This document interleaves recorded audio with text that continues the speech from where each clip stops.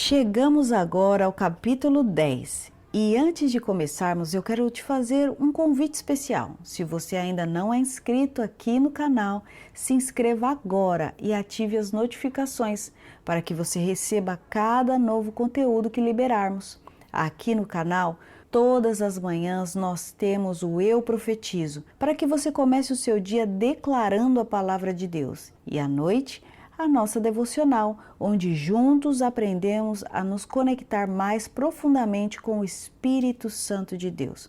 Então, se esse conteúdo tem falado com você, já se inscreva e venha fazer parte do movimento do reino. Agora, vamos continuar. Capítulo 10. A equação de Deus. 3 vezes no ano, todo homem entre ti aparecerá perante o Senhor, teu Deus, no lugar que escolher, na festa dos pães asmos, e na festa das semanas, e na festa dos tabernáculos, porém não aparecerá vazio perante o Senhor, cada um conforme ao dom da sua mão, conforme a bênção do Senhor teu Deus, que lhe tiver dado. Deuteronômio 16, 16 e 17. Uma pergunta que deve ser respondida. Posso honrar a Deus e separá-lo das minhas finanças? É como dizer, na minha vida espiritual e moral, eu aceito o seu conselho, Senhor, mas na minha vida financeira, cuido eu.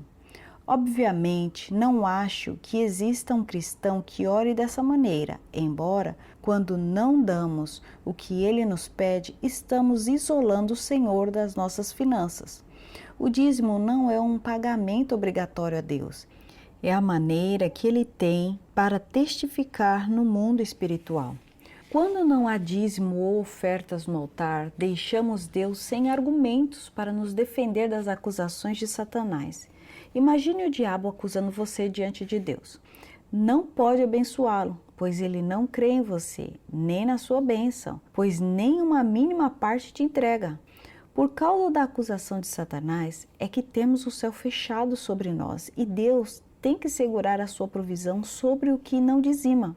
Se você soubesse que alguém não paga os seus impostos, você provavelmente diria, não vai ser abençoado por Deus plenamente nas suas finanças, enquanto não resolver o seu problema com o governo. Se não paga voluntariamente os seus impostos e altera as suas declarações, como espera que Deus te abençoe? Ainda que mude os termos, está roubando o país. Enquanto o governo arrecada dos cidadãos honestos que pagam seus impostos corretamente para que tenhamos iluminação, estradas, saúde, etc., outras pessoas estão desviando os impostos e ainda falam contra o seu país.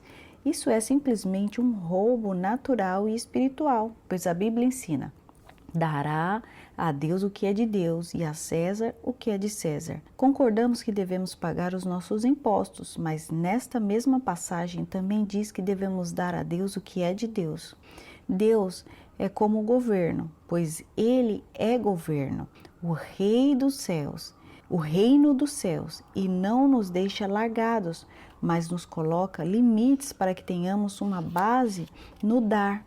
Deus estabeleceu várias maneiras para nos trazer a bênção. Desde que acabou a sua criação no 7º dia, ele descansou, entre parênteses, com exceção dos milagres de cura. E todo o universo é regido pelas leis de multiplicação e da transformação, entre parênteses, sacrifício. Essas são as diversas maneiras que temos de dar ao reino. E quando penso nas ofertas e nos dízimos, penso que são como os leitos dos rios que o Senhor envia com as suas águas de bênção. Nossa entrega é nada mais do que preparar os recipientes para que Ele os encha. Um dos princípios mais extraordinários está na visita de Eliseu à viúva em Sarepta.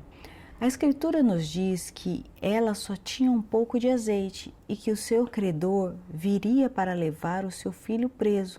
Note que o profeta perguntou o que ela tinha na sua casa e o detalhe é que ela deixou um pouco de azeite. Então, Ele o multiplicou. Esse é um ponto importante. O Senhor não criou o azeite, Ele apenas multiplicou.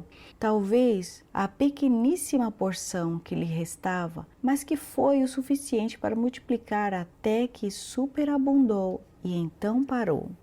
Deus sempre vai pedir para entregarmos algo, ainda que seja muito pequeno, mas que trará um grande retorno. No mundo espiritual, é mais fácil nos apoiarmos na lei da multiplicação do que nos milagres. Deus sempre fez e fará milagres, mas cada vez que leio nas Escrituras sobre finanças, elas estão rodeadas por obediência e multiplicação, pois é assim que Deus trabalha. As ovelhas malhadas de Jacó certamente foram um milagre, mas estava debaixo da lei da multiplicação. Ele observou como o rebanho se multiplicava, misturado e malhado. Deus não criou para Jacó as ovelhas das árvores, só deu ordem às ovelhas para que essas parissem de acordo com a vontade de Deus. É por isso que o Senhor usa o dízimo e oferta que você tem para o abençoar com um bom trabalho e através da sua fidelidade gera a multiplicação e faz de você um empresário e por causa da sua dedicação o faz um investidor e assim a cada segundo multiplica a sua fé e a sua capacidade de administrar. Mas a maioria está pedindo um milagre a Deus nas finanças e reconheço que para muitos esta é a única alternativa que pode livrar a pessoa da situação em que está. Mas o nosso trabalho como mestres apostólicos é ensinar como multiplicar o que tem, pois se for fiel, o seu crescimento financeiro nunca será retido. Em vez de esperar pelo seu milagre, você precisa agir imediatamente e verificar o que tem para ofertar, sacrificar ou dizimar e levar ao altar para que sejam multiplicados. Tudo o que precisa para abrir uma dimensão de prosperidade sobre sua vida é abrir os portais corretos. Existem pessoas que conseguiram abrir a dimensão de milagres e eles vivem permanentemente nas curas e se orarem até por um cachorro, ele é curado. Outros abriram dimensões da revelação e conseguem extrair pérolas que ninguém nunca imaginou ver, até das coisas mais simples, mas o princípio é que cada dimensão necessita dos seus próprios portais de acesso. No nosso assunto sobre as finanças, vemos que Deus deixou várias maneiras nos quais podemos receber da sua provisão financeira. Existem diversos portais e cada um deles acessa um tipo diferente de bênção financeira. Eu não posso me limitar a dar algo a Deus como uma obrigação. Se alguém se sente assim, é porque ainda não crê que o que irá receber é muito maior. Então, como diz as Escrituras, o que duvida não irá receber, e provavelmente o que dá algo a Deus obrigado, no final do mês dirá que o dinheiro não deu, ou melhor, dirá que não dá a Deus pois não funciona. Por isso, pessoalmente recomendo que se sentir obrigado, não dê e apenas entregue algo a Deus, quando sentir alegria em fazê-lo. Este manual foi pensado naqueles que amam a Deus e que desejam cumprir a sua palavra, mas principalmente para aqueles que desejam descobrir quais são as bênçãos que estão nas Escrituras, para crescer na sua revelação, aumentar seus benefícios e saber como ampliar a sua bênção. Se você chegou até esse capítulo, é porque Deus usou este livro para retirar as vendas da escassez e da pobreza e lhe dar uma visão de vencedor, para que possa crer que Deus é poderoso para receber as suas ofertas e devolver muitas vezes mais, até que você seja próspero como é o seu coração. Um portal é mais do que uma porta. É uma dimensão onde se acessa o céu e você poderá ler mais a respeito no livro Dimensões do Espírito. onde explico sobre as funções das dimensões espirituais. Mas o conceito principal é que um portal possui uma dimensão na qual Deus pode receber o que você apresenta e te entregar o que você precisa. Assim, quando você abre um portal, é como entrar em uma dimensão onde a bênção desse lugar é uma constante infinita, mas que obedece às leis de proporção. Isso quer dizer que cada vez que você abre uma dimensão financeira, haverá um anjo encarregado de receber as suas ofertas e pesá-las na balança. Ela é dividida pela quantidade vezes que você recebeu e que dará um fator de multiplicação. O anjo de Deus usará a sua tabela para retribuir, tendo em conta que $100 nem sempre vale o mesmo no céu, mas pode produzir resultados assombrosamente diferentes. Agora eu vou tentar traduzir uma tabela. Então a tabela chama equação de Deus. Então é quantidade oferecida dividido por renda recebida, que é igual ao fator de multiplicação. Então, por exemplo, eu ofereço $280 e divido pelo meu salário, pela renda que eu recebi, $3.500, que é igual 0,08%. Esse é o fator de multiplicação. Vamos para uma outra tabela para tentar entender um pouquinho o que seria esse fator de multiplicação. Crescimento financeiro e equação de Deus. É importante que vocês entendam essa equação para ofertar de forma correta, né? De forma consistente. Então vamos para o exemplo. Pessoa, João Mecha. A entrada recebida de João, $5.000. João oferta 350.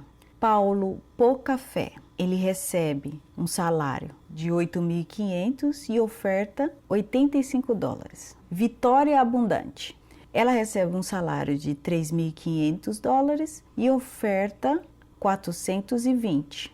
Tatiane Desconfiança, ela tem uma entrada de 7.900 e oferta $158.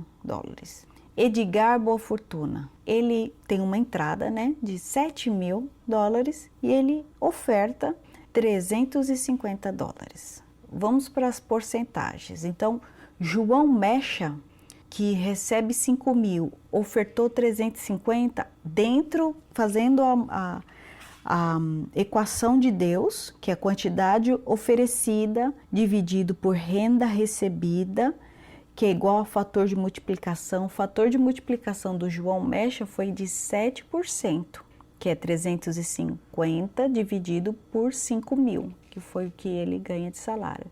Então a porcentagem oferecida foi 7%. O Paulo Pocafé, a gente vai pegar a oferta recebida, a oferta entregue dele, que foi de $85 dividido por 8.500, o salário dele. Então, a porcentagem oferecida foi 1%. Então, na equação de Deus, ele ofereceu 1%. Vitória Abundante, ela ofertou $420 e ela teve uma entrada, né, um salário de $3.500. A Vitória, ela, na equação de Deus, que seria o fator de multiplicação, ela ficou em 12%. A Tatiana Desconfiança, ela ofertou $158 e aí a gente divide por 7.900, que foi o salário dela, ela tem uma porcentagem oferecida de 2%. Edgar Boa Fortuna, ele ofertou $350 dividido por 7.000 que foi a entrada dele, ele teve uma porcentagem oferecida de 5%. Continuando. No quadro acima, Edgar Boa Fortuna ofertou 350, igual à oferta de João Mecha, mas na realidade João ofertou 7% do seu salário e Edgar 5%. Uma mesma quantia de dinheiro pode ter diferentes fatores de multiplicação na equação de Deus, dependendo de quantos por cento você entrega. Creio fervorosamente que se alguém dá a Deus apenas os 10% ao Senhor da sua renda mínima, entre parênteses, não é o limite, é a base aceitável, Deus lhe acrescentará 10% de crescimento ao seu patrimônio, e isso é uma bênção, pois a inflação nos países geralmente está abaixo disso e o crescimento de uma nação varia entre 1% a 4% no máximo. Assim, você cresceu mais do que o produto interno bruto do país onde vive. Tecnicamente, poderíamos dizer que você está se tornando mais rico do que o resto das pessoas. Se uma pessoa oferta 8% de sua renda e Deus lhe acrescenta 8% às suas finanças, significa que enriqueceu 4% a mais do que a economia nacional. Supondo que outra pessoa decida entregar uma oferta média de 15% e Deus lhe acrescenta 15% às suas finanças, significa que enriqueceu pelo menos 11% a mais do que a economia nacional. E assim podemos seguir dando exemplos na nossa equação, o que dá 22% e cresceria 22% nas suas finanças. Podemos dizer então que alguns dos que estão dando os 12% de sua renda poderiam estar crescendo 8% a mais do que a economia local e crescendo 240% a mais do que aquele que dá os 5% e 600% a mais do que aquele que dá somente o 2%. Nisto vemos revelada a justiça de Deus, e ainda que demore um tempo, certamente essa colheita chegará à pessoa e ou à sua descendência. Podemos ver isso acontecendo na vida de Isaac, que não conseguiu receber a colheita de tudo o que plantou, mas os seus netos, príncipes, filhos de Jacó, foram todos privilegiados nas finanças. E um detalhe importante, não foi a quantidade, mas o percentual, pois alguém pode dar menos e ter mais acréscimo diante da justiça de Deus. Como verá no próximo quadro, Deus não se impressiona com quanto você está ofertando, mas quanto vale para você, e isso é o que mais tem significado para Deus. A viúva fez uma oferta perfeita, pois ninguém pode dar o que não tem. Sendo assim, ninguém conseguiria dar mais do que 100%. Quando se faz um pacto ou faz uma promessa que só dará quando tiver em suas mãos, isso não é mais que o 100% do que recebeu. Isso é só uma promessa. A viúva alcançou a nota máxima na equação de Deus, pois deu tudo o que tinha. Uma próxima tabela. O nome é porcentagem da oferta. Então nós temos 3 personagens, Rodolfo, Marta e a viúva. Rodolfo tem $4.000, oferta $100, multiplicador de porcentagem 0,25%. Rodolfo entregou menos. Marta, ela tem $2.000 e ela oferta $80, o percentual de multiplicador 0,40%, entregou mais. Viúva tem $1, oferta $1, multiplicador de porcentagem 100%, entrega máxima. E lembrando, se você ainda não é inscrito no canal, eu convido você a se inscrever agora e ajudar esse canal a chegar para mais pessoas. Nos vemos no próximo capítulo. God bless you. Bye!